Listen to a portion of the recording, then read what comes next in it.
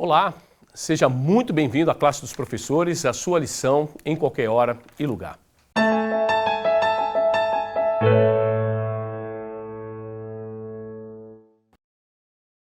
Muito bom, mais uma vez estamos aqui juntos para avançarmos no conhecimento do livro dos Salmos e muito obrigado por mais uma vez você estar aqui juntinho conosco. É muito gostoso participar desse projeto nós aqui e saber que você está aí também acompanhando, não só acompanhando, mas também compartilhando essa lição.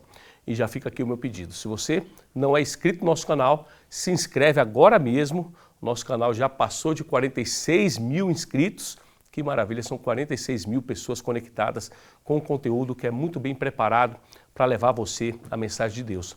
E se você se você já é inscrito, não esqueça de deixar o seu joinha, deixe o seu curtir. E o desafio você já sabe, eu gosto sempre de fazer esse desafio. Compartilha esse conteúdo com pelo menos 10 contatos e você está contribuindo ativamente com a volta de Cristo, pois sabemos que o que falta para Jesus Cristo voltar é a mensagem ser espalhada para toda a nação, tribo, povo, língua, e aí sim o nosso Redentor virá para nos salvar. E eu gostaria agora de deixar um abraço muito especial. Antes de deixar esse abraço especial, você sabe, deixa aqui escrito no comentário de onde você nos assiste. Nós gostamos de ler, saber aonde essa mensagem está chegando. E normalmente a gente manda mensagem para as pessoas que estão longe. E hoje eu decidi mandar mensagem para as pessoas que estão aqui pertinho da gente. Eu vou mandar um abraço especial para Cleonice Fabrício, que nos assiste em Taguatinga DF. Um abraço também para Ademir Rodrigues, que nos assiste do Gama, aqui também pertinho da gente, e a Terezinha Gonçalves Batista, que deixou no comentário que eu assisto de Brasília. Então, um forte abraço para vocês, continue conosco. E agora eu vou apresentar aqui as pessoas que aqui estão, você já conhece, mas é sempre bom a gente reforçar a nossa apresentação. Aqui ao meu lado, nós temos o Adriano, diretor da classe Novo Tempo, ele vai fazer a saudação e um convite especial para você. Olá, mais uma vez, muito feliz por participar desse projeto aqui com todos vocês, né? Estudo mais uma vez uma lição, né, de mais um trimestre, e eu quero deixar um convite especial aqui para você que mora em Brasília e para você também que vem em Brasília, né, visitar Brasília, enfim, para comparecer aqui no Espaço Novo Tempo, na Igreja do Lago Sul, às 9 horas da manhã, de todos os sábados, né? Estamos aqui de portas abertas para receber você, para dar um abraço com todo carinho, então, bem-vindo. Muito bom. E ao lado do Adriano está aquela mulher sábia que edifica o meu lar, Lívia Vilela, minha esposa. Seja muito bem-vinda, Lívia. Bem, prazer estar aqui de novo com vocês. Muito bom. E ao lado temos aqui o pastor Wesley Velar, pastor aqui da Igreja Adventista aqui do Lago Sul. Olha aí, gente, já estamos avançando, lição 9, e que bom que vocês estão aqui conosco e que privilégio estar aqui nesse momento com vocês. Muito bom. E eu sou o Ricardo Vilela, estou aqui como ancião daqui da Igreja Adventista. Muito bom. Então, para a gente começar a lição, eu vou pedir, Lívia Vilela, pode fazer uma oração? Querido Deus, nós te agradecemos, Senhor, por estarmos aqui reunidos para ler a Tua Palavra. Que a Tua promessa se cumpra e por estarmos 2 ou mais reunidos, que o Senhor se faça presente. Nos ilumine para que tenhamos entendimento daquilo que vamos estudar e que possamos passar com a Tua sabedoria também para aqueles que vão assistir o comentário dessa lição. É o que nós te pedimos, por Jesus. Amém. Amém. Muito bom. Verso para memorizar da semana, dessa lição que diz aqui, ó, bendito o que vem em nome do Senhor. O verso para memorizar está em Salmo 118, versículo 22 e 23, que diz, a pedra que os construtores rejeitaram, essa veio a ser a pedra angular. Isso procede do Senhor e é maravilhoso aos nossos olhos. Nós gravamos aqui algumas lições. Nós gravamos aqui, esse grupo gravou a lição 3, a lição 6, estamos na lição 9.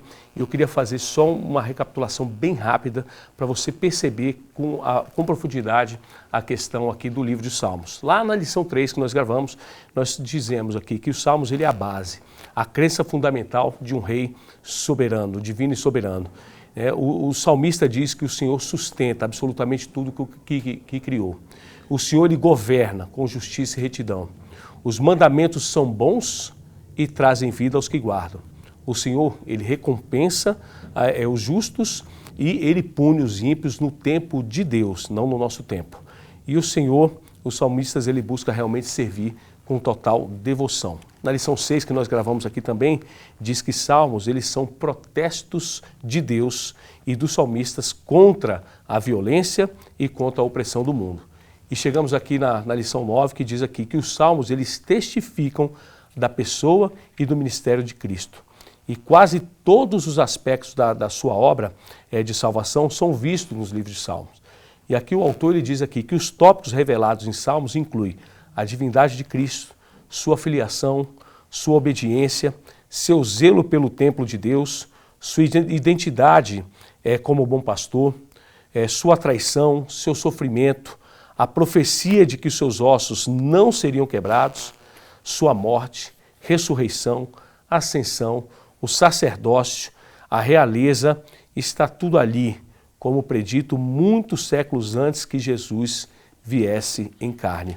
Então nós percebemos realmente a quantidade de informações profundas, relevantes, espirituais que trazem os livros de Salmos.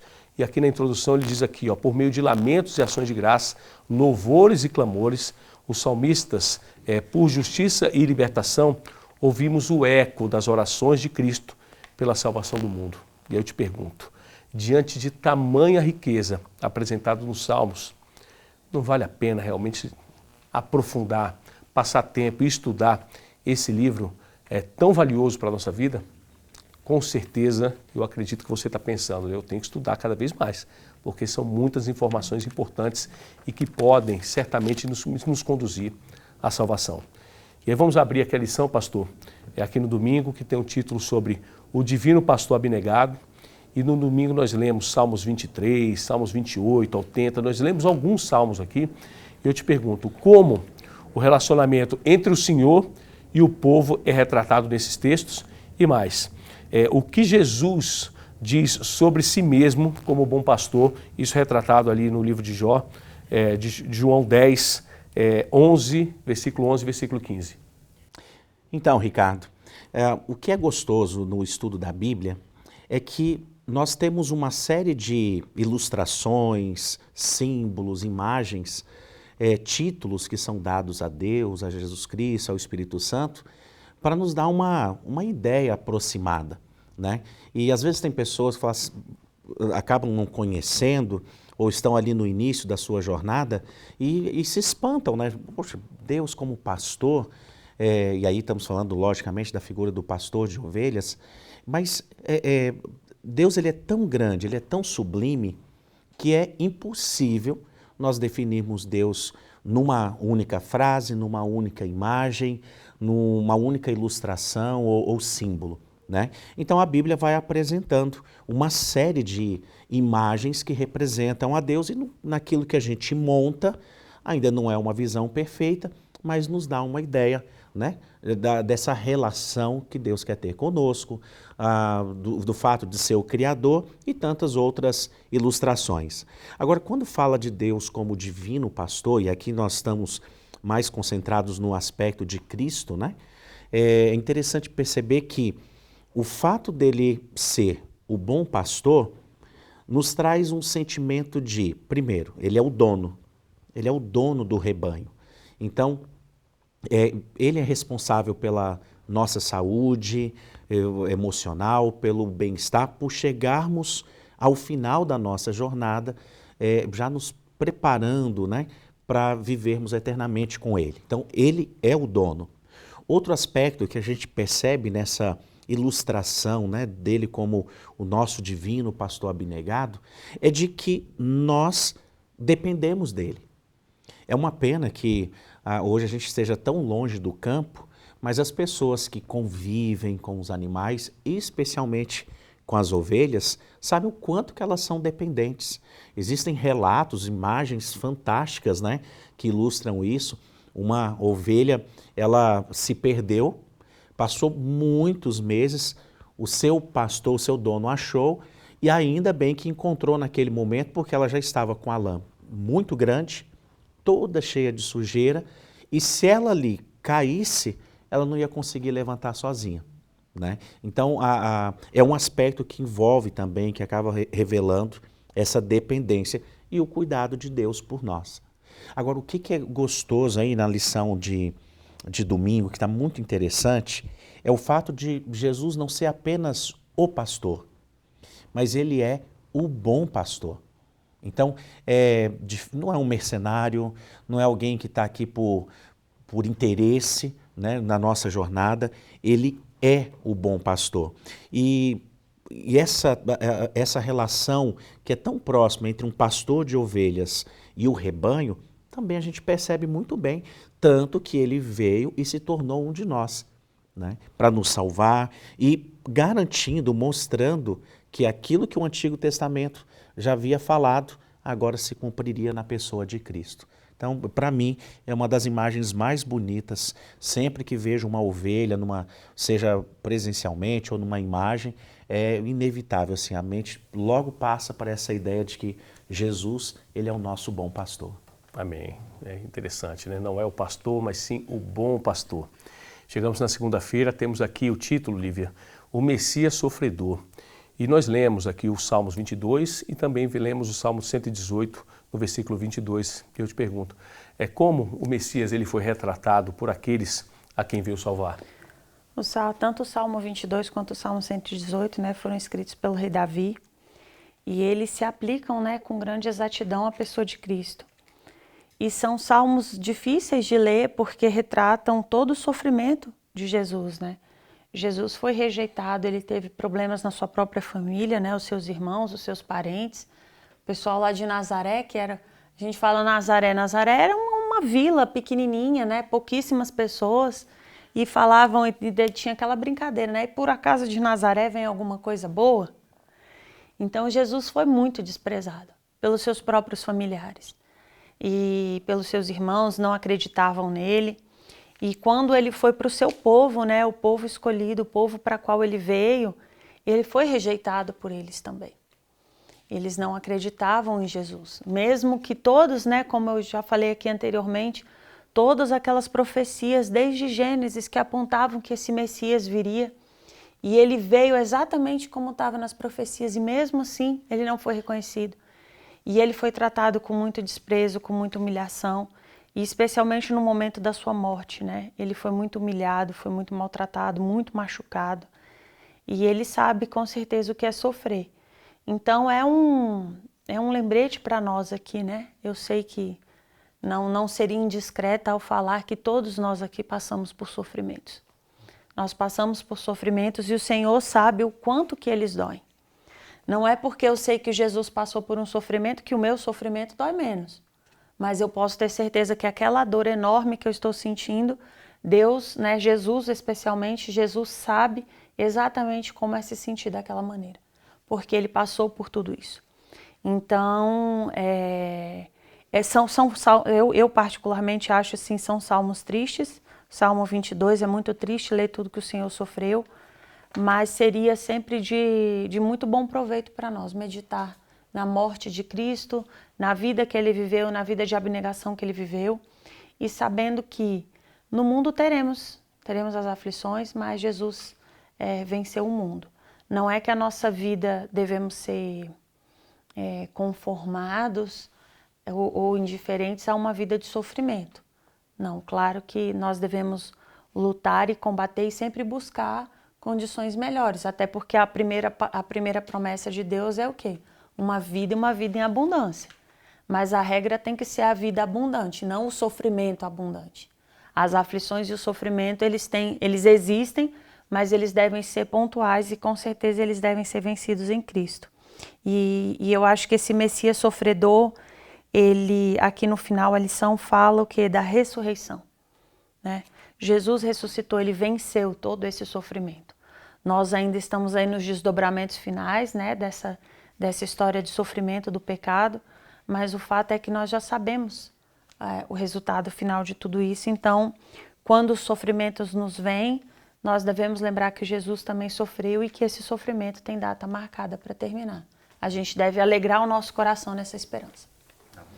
E nós percebemos que realmente essa data final está muito perto. Claro, nós não podemos cravar data, seria um erro nosso, mas pelos acontecimentos que nós temos visto no mundo, está muito próximo de Jesus voltar. Então vamos suportar um pouquinho mais as aflições, sabendo que Cristo voltou ao mundo, e temos a certeza de que Deus nos quer uma vida em abundância.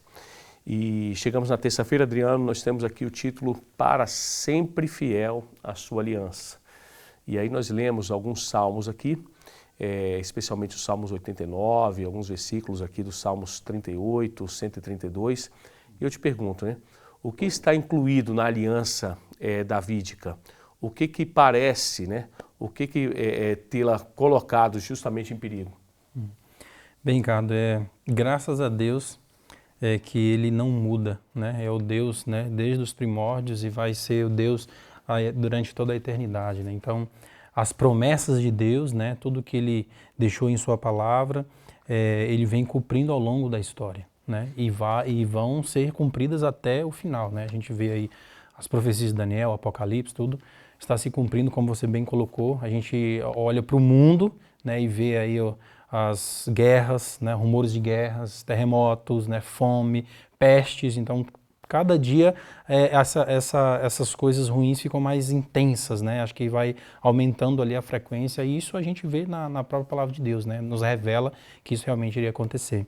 Mas nós precisamos ficar calmos diante dessa situação que pode gerar pânico para nós e confiar que Deus, Ele é sempre fiel à sua promessa, à sua aliança, né? E aqui na pergunta que você acabou de me fazer, nós sabemos ali no Salmos 89 que é a promessa divina, né, de Deus, de que alguém da linhagem de Davi sempre permaneceria no trono, né, como rei. E nós percebemos que isso foi cumprido por meio de Jesus Cristo, né?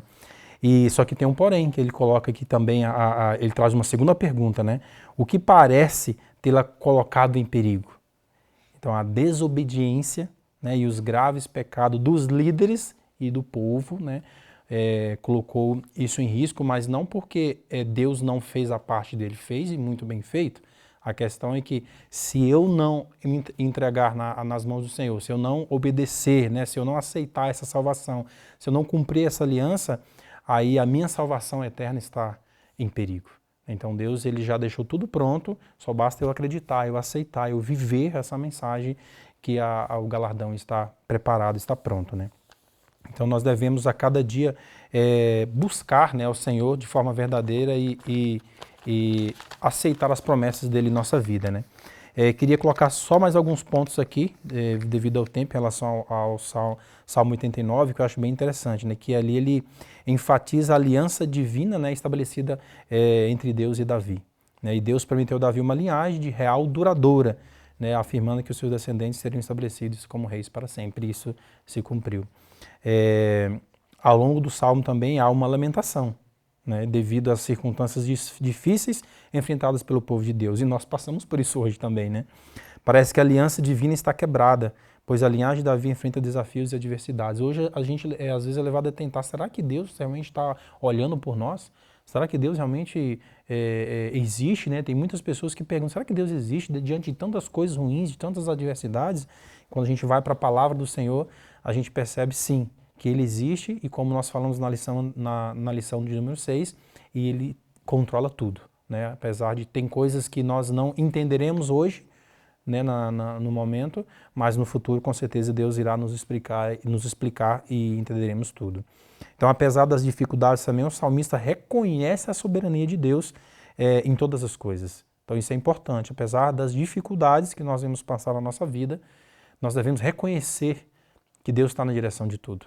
Devemos reconhecer que muitas coisas que acontecem, Deus permite para nos salvar, para moldar o nosso caráter, né, para nos ajudar a entender que nós não temos o controle das coisas, sim Ele tem, né, e isso Ele nos ajuda com a dificuldade. Também destaca também a característica de Deus como sua fidelidade, amor e poder, como o título da lição já traz, né, aliança de Deus para sempre. Então Ele é um Deus fiel. Ele é alguém, né, que nunca vai nos decepcionar, né? Nós não podemos colocar nossa confiança no ser humano porque o ser humano é falho, né? Então nós decepcionamos as pessoas. Quantas vezes talvez eu possa ter decepcionado as pessoas, né? Mas agora Deus não. Você pode contar todos os seus segredos, ter uma conversa frente a frente com Ele, que Ele nunca vai te decepcionar. Ele vai trabalhar no mais profundo sentimento do teu coração e resgatar você de onde você precisa, de onde você está, para onde você precisa realmente estar, né? E ele, apesar das dificuldades ali que o povo estava enfrentando, ele questiona também, né, o Senhor se houve a quebra da aliança, né? Mas ele percebeu que não. Na verdade, não. Deus nunca quebrou a sua aliança. Na verdade, é o povo que deixou de obedecer às ordens de Deus e aí colheu as consequências da sua desobediência, né? E apesar das lamentações, o Salmo termina com nota de esperança, né? Confia na fidelidade de Deus, espera por sua intervenção divina para restaurar a aliança e cumprir suas promessas. Então nós podemos ter essa certeza de que Deus irá continuar cumprindo as suas promessas, cumprindo as suas alianças, ele restaurará tudo e muito em breve, não está longe de acontecer isso. Amém, muito bom. E nós temos que ter essa certeza. Muitas vezes a gente pode olhar para o momento que nós vivemos atualmente e podemos olhar com um olhar de desesperador. Nossa, estamos vivendo o tempo do fim, as coisas vão acontecer e realmente será que nós estamos preparados? Mas se você for parar para pensar, nós somos um povo privilegiado, remanescente privilegiado, porque a maioria das promessas de Deus, nós olhamos no retrovisor. Porque imagina, lá o salmista quando ele escreveu, muitas coisas ele estava escrevendo já com a visão do futuro, muitas coisas não tinham acontecido. E hoje nós podemos olhar para trás e ver o tanto que Deus foi fiel e o tanto que as promessas que Deus lançou lá atrás, elas foram cumpridas uma a uma, nas suas profecias, na vinda de Cristo, nas promessas. Então hoje, no momento que nós estamos vivendo e quando olhamos para esse retrovisor das promessas cumpridas, nós não podemos realmente balançar a nossa fé, pelo contrário, faltam pouquíssimas coisas a acontecer e tudo que foi previsto já aconteceu. Isso tem que nos dar certeza, uma garantia de que em breve realmente a promessa final da volta do Messias ela será profetizada e vai acontecer na nossa vida. E aí agora na quarta-feira, chegamos na quarta-feira, mas antes disso eu quero que você deixe aqui no comentário o que foi relevante até agora, deixa aqui, nossa, esse aqui abriu a minha visão no pensamento, deixa um comentário aqui embaixo do que foi importante para você até esse momento que nós estudamos, tá? Chegamos na quarta-feira agora, pastor Wesley, temos aqui o Rei Eterno e poder, o Rei Eterno de poder inigualável. E aí nós lemos alguns trechos, alguns salmos aqui, e eu te pergunto, o que os salmos nos ensinam sobre Cristo como Rei? Ricardo, estudar a lição desse trimestre está sendo bem interessante porque constantemente nós estamos vendo esses títulos sendo repetidos, né? Eterno, inigualável, reino, poder, e além também daquelas outras ilustrações, como já vimos aqui, do Divino Pastor, o Messias Sofredor. E esse cenário, essa imagem que nós vamos criando de Deus, ela é extremamente importante porque vivemos numa época que as pessoas questionam a existência dele, né? E também, infelizmente, no mundo cristão, acabamos diminuindo o poder e a ação de Deus, até mesmo pelos nossos testemunhos. Então, o que esses salmos acabam nos apresentando? Que Cristo estaria à direita do Pai, né? Uma ilustração, uma linguagem para justamente mostrar essa figura de Cristo no trono. E os salmos também vão nos apresentando que todas as nações, em algum momento, iriam ser do Senhor Jesus, seriam do domínio dele e que ele reinaria eternamente. Lógico que no reino que Cristo há de formar, no novo céu e na nova terra, não estarão todos que hoje fazem parte dos reinos aqui desse mundo. É necessário que haja uma conversão, um desejo, uma busca, uma aceitação do sacrifício de Cristo, para que então sejamos contados entre os futuros moradores e súditos, né, no reino de Cristo. Tem uma expressão muito forte que é utilizada nos Salmos e a explicação ela é fantástica, acho que vale a pena a gente destacar aqui, quando diz que Cristo terá a vitória absoluta sobre os seus inimigos, ele fará desses inimigos um estrado dos seus pés, né? E é uma ilustração, uma imagem muito forte, porque isso acaba remetendo aos reis do Oriente Próximo, que quando venciam os seus inimigos, colocavam então os pés ali no pescoço dele, mostrando a submissão, mostrando quem é que manda. Essa faceta de Deus, a gente não pode esquecer. Ele é misericórdia, é amor, mas ele também é justiça. Então nós precisamos escolher se estaremos reinando com ele ou se vamos estar nessa figura, né, no estrado dos pés de Cristo. Mas aí eu quero fazer uma pergunta para o pessoal aqui, eles até responderem, a gente vai logicamente acompanhar, ver a resposta.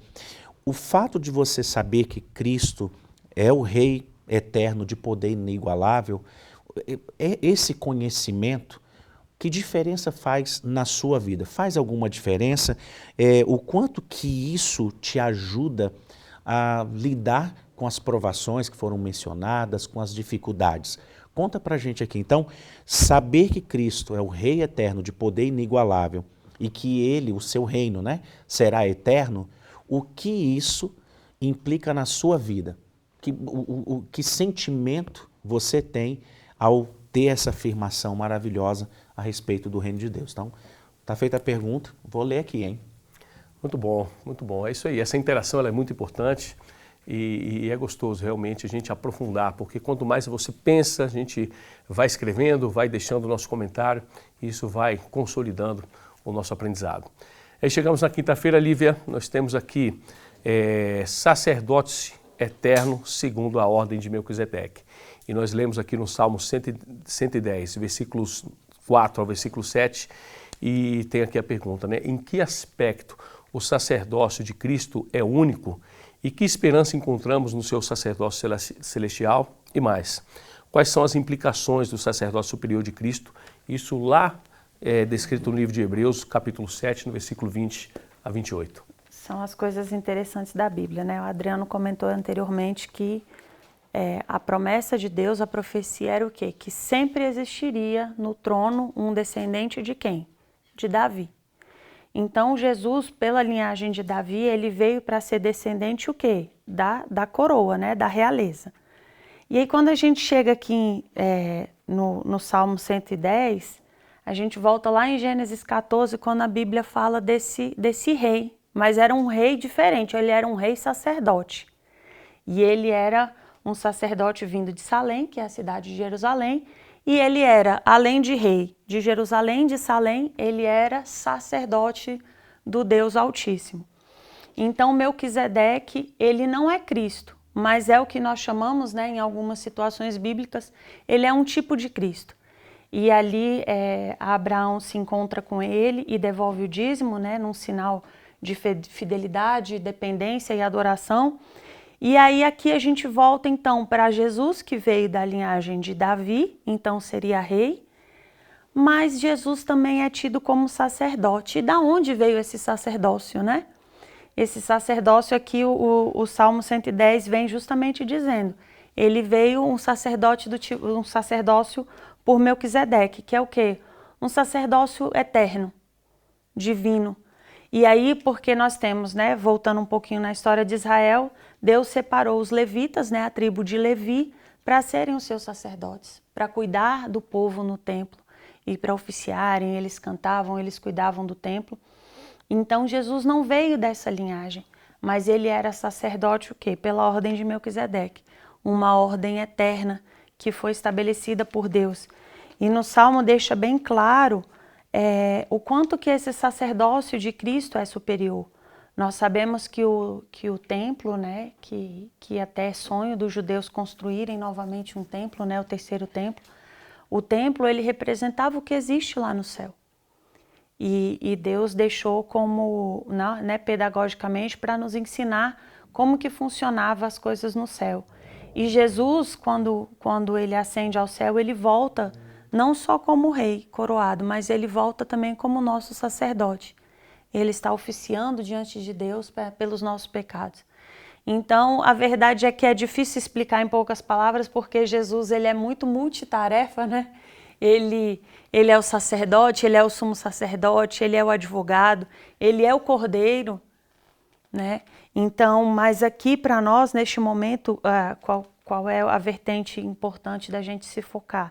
É que o sacerdócio de Cristo ele é superior. Ele é superior porque ele não é só um sacerdote, mas ele é um rei sacerdote. E com isso ele tem muitas funções e muitos privilégios também como filho de Deus, na qual ele desempenha papéis que realmente só ele pode desempenhar. E aí eu faço uma observação aqui para nós. E em 2 Pedro, né, 1:9, Deus fala o quê? Que nós somos sacerdócio real, nação santa. Por quê? Porque nós aceitamos Cristo e toda a glória, né, todo o reinado, tudo que é dado a Ele pelo Pai é comunicado a nós por herança, o quê? Porque nós os aceitamos. Então, até se a gente olhar a coroação de reis, né, é bonito a hora que o rei recebe ou a rainha recebe a coroa, vários príncipes e princesas colocam naquele mesmo momento também a sua coroa. E eu fico pensando, vai ser assim conosco, né? A hora que Jesus realmente receber a sua coroa, todos nós que conseguimos passar aqui pela aprovação da terra e que perseverarmos até o fim, vamos também receber a nossa coroa e seremos herdeiros de Cristo, desse reinado e também desse sacerdócio, né? Nós vamos exercer também outras funções ali no céu. Então, tudo se comunica. Mas o que devemos ficar aqui dessa lição de quinta-feira o sacerdócio de Cristo é um sacerdócio superior àquele dos levitas. Ele vem de uma outra ordem, que a Bíblia chama da ordem de Melquisedeque. Muito bom. Profundo, né? Realmente nos traz aqui um pensamento encantador acerca do tamanho poder, tamanho autoridade de Jesus Cristo. E Adriano, chegamos agora na sexta-feira, vou pedir para você dar as suas considerações finais para a gente encerrar essa lição. Beleza. Ricardo, eu fico até animado, né? Mais animado ainda, porque a gente vê o quanto que nós temos um Deus tão poderoso e tão grande do nosso lado, né? Que nos ajuda nas nossas dificuldades, né? Até a lição de sexta-feira traz aqui que Jesus é Deus conosco, né? Então a gente tem que tirar da nossa mente a ideia às vezes que a gente tem de um Deus distante, né? De um Deus que não vê as nossas dificuldades, as minhas dificuldades, né? Que eu estou sofrendo e não tem ninguém observando isso. E Deus, Ele está a todo momento ali observando tudo que está acontecendo, né? Inclusive nós ao estudarmos a palavra de Deus, a gente percebe que a gente consegue entender que quando a gente vai a Deus com clamor, com o coração contrito, com arrependimento sincero, Deus se inclina, né? Ele se inclina e ouve a tua oração, escuta a tua oração. Então não entre em desespero, né? Nas orações de batalha do abandono e do sofrimento, nos clamores por justiça e libertação, pois não nos abandona a perdição e desespero. Jesus nunca nos abandona, mas Ele nos mostra o caminho da fé vitoriosa, né? Então Ele se tornou para nós um eterno sacerdote e rei, como a Lívia colocou aqui, para nos salvar da condenação eterna do pecado. E em Cristo, o perfeito rei davídico, todas as divinas promessas solenes da salvação se encontram seu cumprimento, né? Então, através de Jesus Cristo, né, nós temos inclusive a promessa também da salvação e da restauração por completo, né? Eu fico impressionado com a leitura do Salmo 89, porque de ver o poder, a glória de Deus, mesmo diante das notícias atuais, das coisas que estão acontecendo, né, de forma ruim.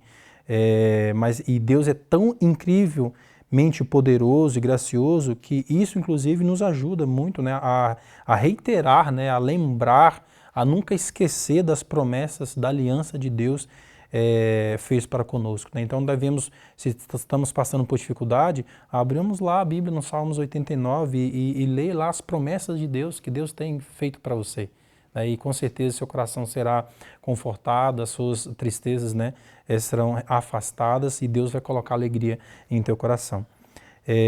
Então, meu amigo e minha amiga, não tenha medo, não tenha medo. Eu sou a certeza da promessa, isso o próprio Jesus falou, eu sou a certeza da promessa, eu sou, não tenha medo. Então Deus te abençoe, te guarde e te dê a paz. Amém, muito bom.